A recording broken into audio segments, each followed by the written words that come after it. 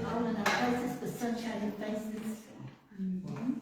But this ain't the way to start a new day, it's a good kid.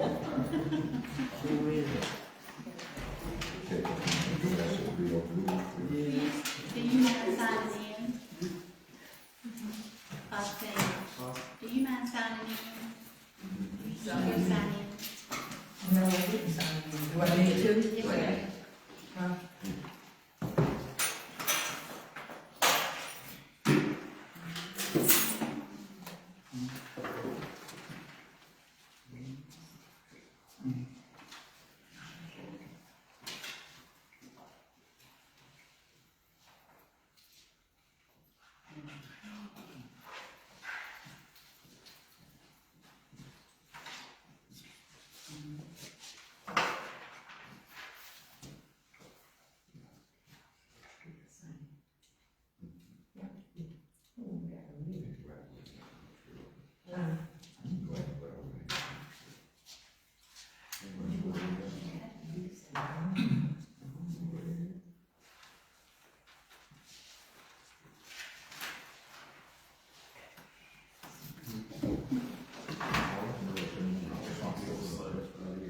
My clock is slow. That's what I get ready to look at. Robinson School.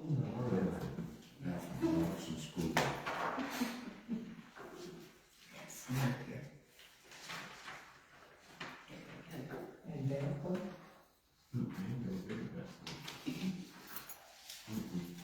Yes, Cobb Cemetery. Good evening, everybody. Being says my clock up there is a little bit slow, so I'm gonna go ahead and get started. I'd like to call our meeting to order. Please turn your cell phones off. And I have approval of the agenda on here 2 times, ladies. You all have the opportunity to look at your agenda. I want to make a motion, I want to add amendment to the agenda under the action item. Okay. Here, share. Oh, we're going to do the full action item? After the cook. For your action item. On the town meeting.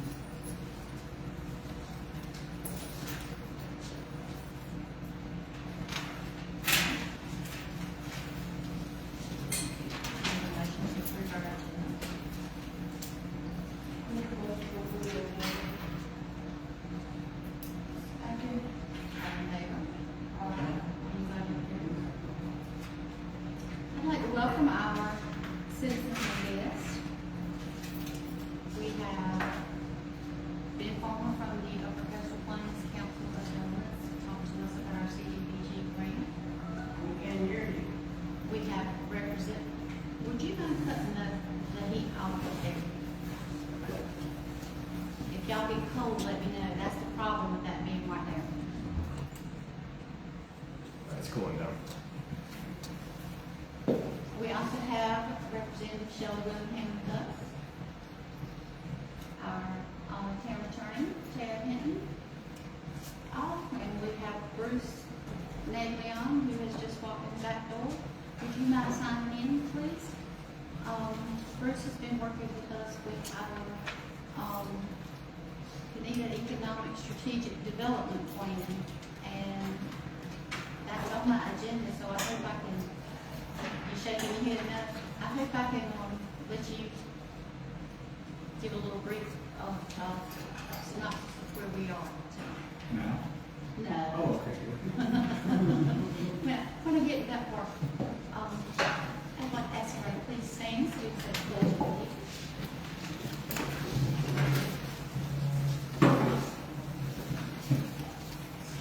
I pledge allegiance to the flag of the United States of America and to the republic for which it stands, one nation, under God, indivisible, with liberty and justice for all.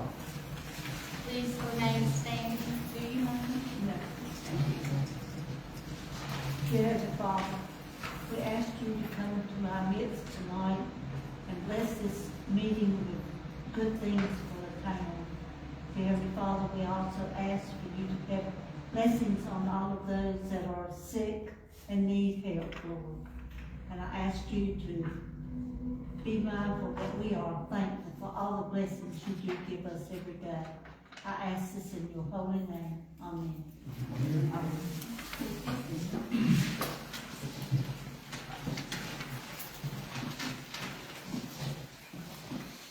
Did not have any citizen comment cards tonight. Anybody have one? Okay.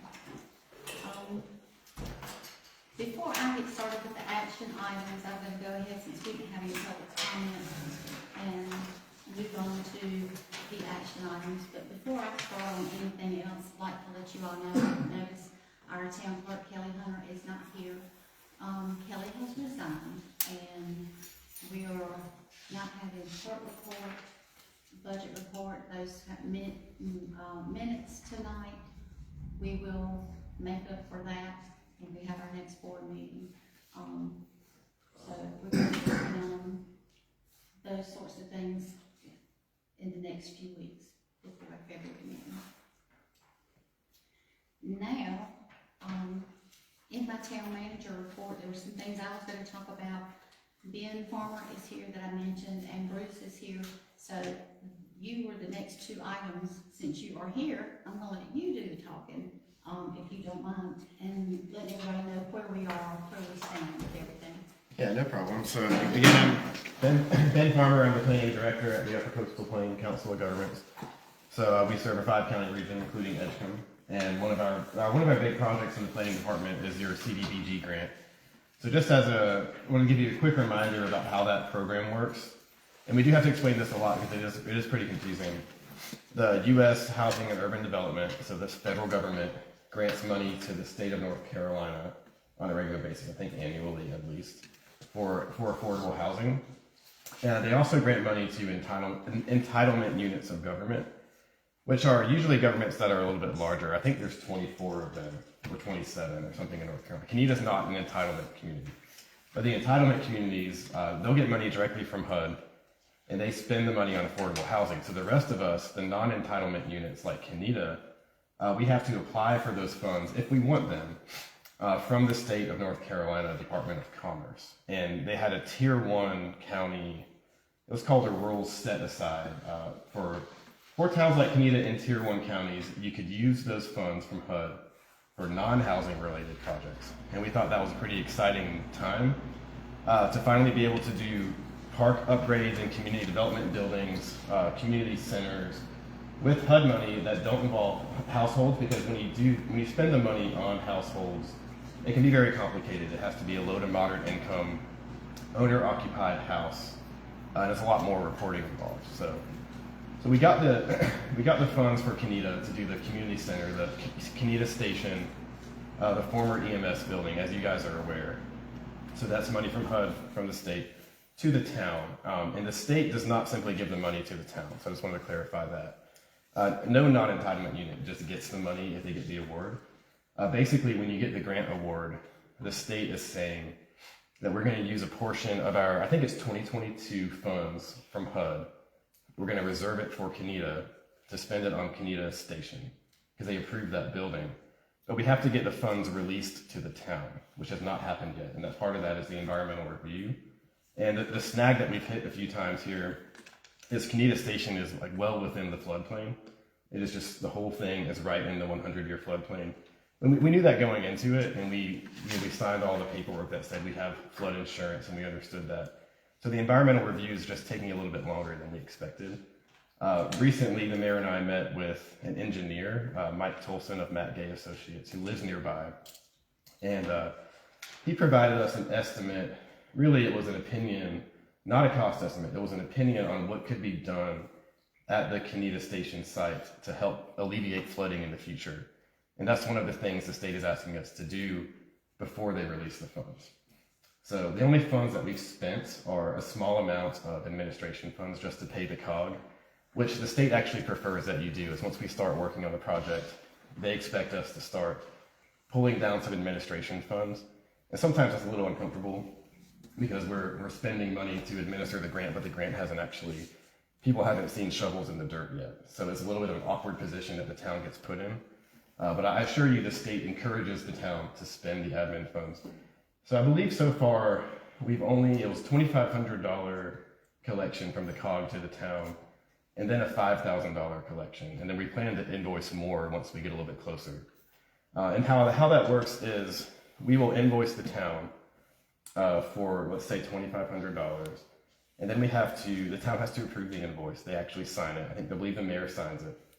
And then we send it back to Commerce and say we need our $2,500 to pay the Council of Governments. Or later on, once you're doing the construction, whoever the selected contractor is, they might invoice you $50,000 if they've done that much work. Well, you approve the invoice, and then we ask the state, can we have this $50,000?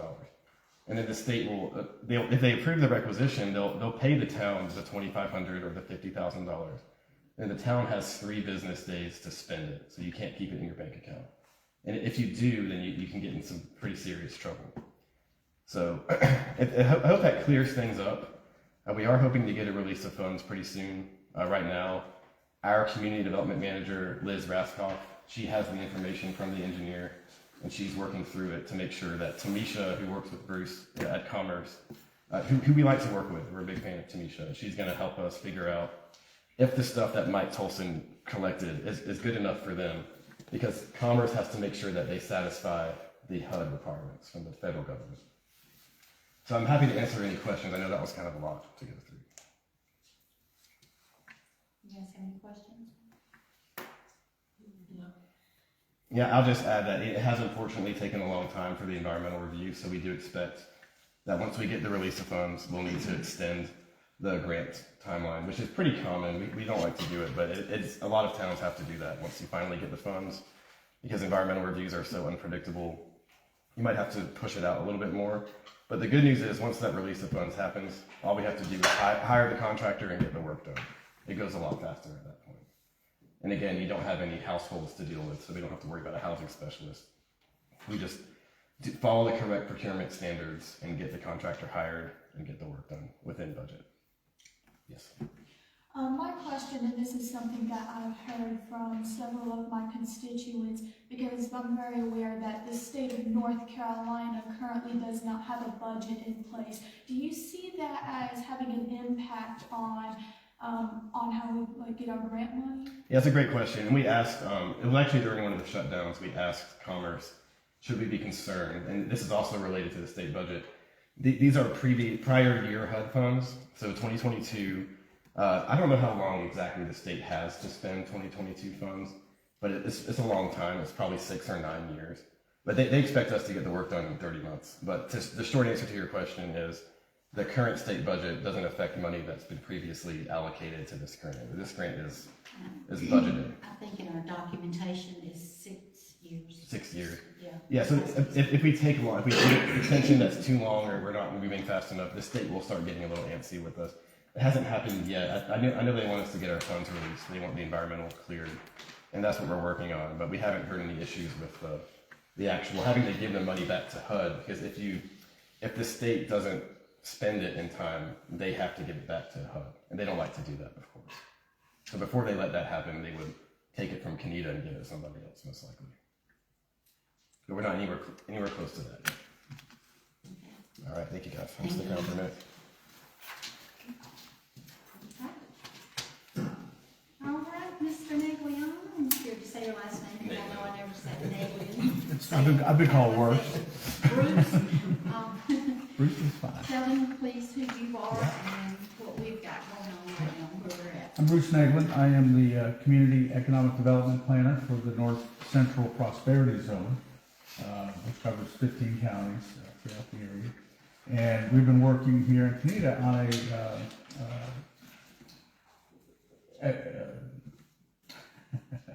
I've been staring at a computer all day, so I apologize.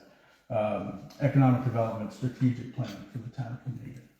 The town's been doing some really good things in the recent past, and so we're hoping to just kind of move that a little bit further with a plan, try to bring in some different things and do some things. So it's just good to have a plan, a roadmap as such, and that's what we're looking at.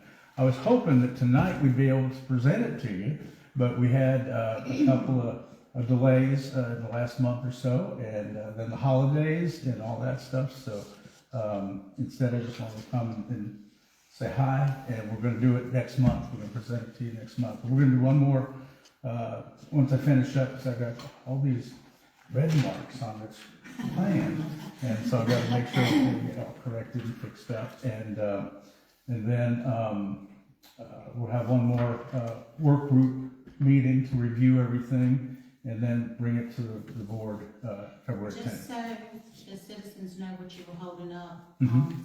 This is a draft of the work plan. Yeah. This is just a compilation of, what was it, like 6 different meetings, 6 Mhm. monthly meetings we Yep. had. Yeah, we've been meeting, since July, I guess July. it is, yeah. Yeah. And so in the back of this is a bunch of recommendations, a number of recommendations and strategies and all that sort of thing. And we did come up with it, you want me, I can, but it's still a draft because you haven't approved it yet. But I can talk about the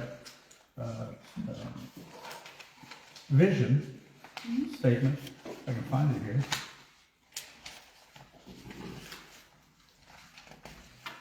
Can't read that one. Better read this. So we came up with it. We did a vision forum. Some of you may have been here that night. And so what it is it's since 1887, Conetoe, North Carolina, has been unique as its name. Conetoe is a story-filled stop close to I-87, welcoming travelers, truckers, and families to pause, refuel, and reconnect. Once a Tuscaroran trading post, then Warren Station, Conetoe honors its deep roots while cultivating a future built on agribusiness, artistry, and small-town resilience, where every meal, trail, and tale reflects the soul of the South. And so what we've done with that is we've taken a number of things that we've looked at, because we did a process called SWOT analysis, strengths, weaknesses, opportunities, and threats to Conetoe, and pulled all that together and figured out some things that we want to try to do here over the next 5 years or so, and or get them started. And one of them has to do with the station and the park and all that. So it's just a little roadmap for the town, and y'all are part of the town. These guys just run it a little bit, keep it going day to day. But and hopefully we'll be involved during that process as well over the next several years. So, of course, I might retire before then. So anyway, that's what that is, and look forward to seeing the board next on February. You guys have any questions or comments or verbs about the draft? They've all had the opportunity to look over the draft, and he sent it, I printed one copy and I kind of went over and used my red pen and added or fixed, and then I gave all of them a copy, and they had a week to go over, look at it, write on whatever, give it back to me. So then I took each one of their pages. How many pages is it? It's like 37. I don't think it's quite that pages, many. yeah. And just transferred what they had written on the copy of their draft, so he could have one document. So now we have one working document that we've all had some input on. I know you've been to several. Brenda, you've been to a work session. Yes. Vivian, didn't you come to a work session early on? Yeah. And so, Bruce has also gone out into the community, and he's also talked to business people and interviewed. I don't know that are you finished with that or, okay. So, we're gonna look at the plan. We've got to meet again and see what we want, because it is our plan, the town's plan. But I appreciate everything that you have been doing to get us to the point that we're in. And I didn't thank you too, Ben, but, you know, we appreciate everything that COG has done. You guys have been awesome to us. Any questions at all? Okay. You asked me to put an item on the the agenda? Yes, when I said it was town matter business, I just have a question. When we say that this board is transparent, I would like to know who call was it and why the clerk wasn't allowed to work out her notice. And who made that decision? But the board was not notified until January the 9th. But if that decision was made, who call was it? And why was the lead contact to say that they was gonna come in to help us out with that? Is that something that we need to discuss? I'll say in public that whenever you have a employee who is resigning or terminated, who's in a position of fiscal responsibility, it is best practices to try to secure the records and go ahead and make that a clean break. And so I did advise the mayor to go ahead and accept the resignation immediately and take possession of the records for the town to protect the town. Okay. And I believe the league was called somewhere around the same time as that for assistance with managing the clerk duties. Okay, even though this has happened before and those steps wasn't taken, I felt like, I don't know how, I'm not speaking for anybody else, I felt like that wasn't handled the right way. And when you're doing stuff like that, is that come from the town administrator or town mayor? I don't know what capacity you was operating in when you contacted the attorney, making that decision for her to immediately accept her resignation. Mind you, we in the middle of the audit. Yes, ma'am. So what consequences with all that, how is that being handled? Right. That's going to be up to the town administrator going forward to get input from whoever she needs from the auditor or the CPA. And the board will have to work that out together. Okay, now we're gonna work things out together, but we wasn't included in this decision with, the records and stuff. To me, it seems kinda shady, and I don't understand it, and It's the town administrator's prerogative as the supervisor over town employees. And I believe it would fall to her duties to the town to protect the town's interests. so when you saying protect the town interest, so that sounds like something, you saying that she did something illegal? I didn't say that. No, I'm just saying it sounds like, if somebody else may listen to that, they might think that. Yes, it's to prevent anything illegal from happening Wow. as much as they That's can. interesting. And then the next thing is, when are we gonna, I guess this is to you, Mayor Bryant, get the roles and responsibilities of our duties, since a lot of us are, well, I'm not new, a lot of us are new. So going forward, we know what the steps that you take without us and what we are required to do for you. At our next school workshop. We gonna have somebody from the outside come in and do this, or you gonna do it? We will have some assistance. Okay. Now, I guess when, going back to the letter, when are we gonna discuss the matter about the lead coming in? Or you gonna do that? I'll have a discussion on that. Defer to the mayor. We'll have a discussion later. Okay, so this is something that the citizen don't need to be aware of? It's just gonna be between us?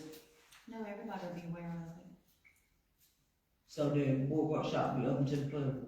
Or workshops are always open. Okay.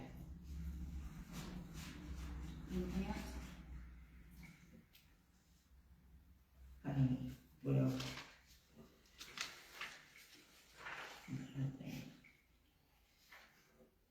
is there anything else? I think that's it. I did send an email that urged to send and advised to send. Did you see your email? What email? You didn't receive an email from me Friday? But which email?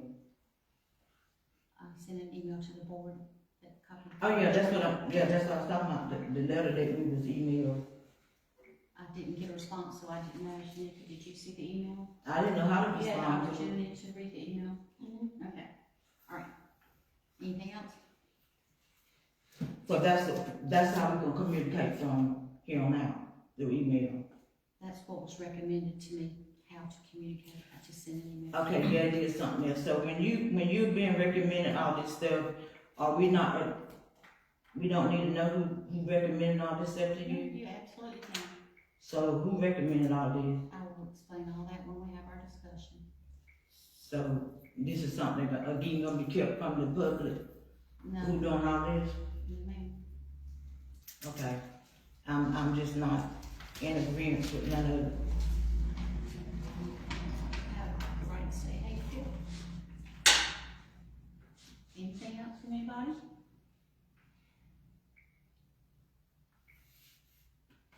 Okay, if there's nothing else under our action items, need a motion to close out our action items. So moved. Need a second? I'll second. All in favor? Anybody opposed? Okay, for my closing comments, thank you all for coming. Thank you too, especially for your information and your input. Our next regularly scheduled board meeting will be held on Tuesday, February 10th, 2025 at 6:30 p.m. in the courtroom. When is the next board workshop? You haven't set the date? Let's see. The next board workshop is 27th. January 27th, at 6:30 p.m. I had a question. Okay. You said that board workshops were open. Aren't they legally required to be closed if we're handling like attorney-client matters or, could you please elaborate? For the public, Anytime a majority of the board meets, it's a public meeting. It has to be opened in public, and then if there's a need for a closed session, you have to identify what that need is, and there has to be a vote to go into closed session to dismiss the public for that part of the meeting. But you always start an open session. Okay, thank you. Okay.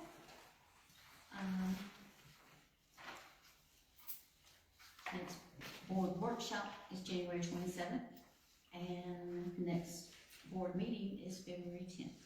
Those both on Tuesday nights at 6:30 p.m. Need a motion to adjourn. Make a motion to adjourn. Second.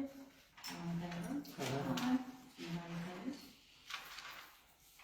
Okay, our meeting is adjourned. We will see you again on February 7th or February 10th.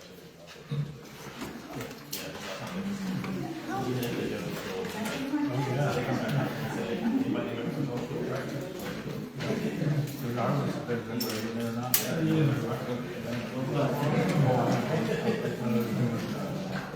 Journal. Oh, yes, they are. One time, it was a radio guy, right? We broadcast the meeting. So, on the agenda, there was a closed session meeting on the agenda. So, I'm in the courthouse, and I had a wire. And I, a microphone. And then we all had to leave.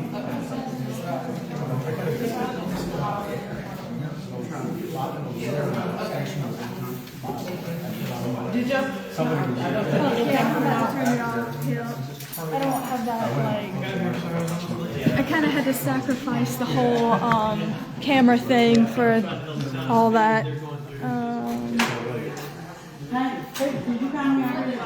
No, I need to call you. Okay, I was about to say, I didn't know. Yeah. No, I just need, I need to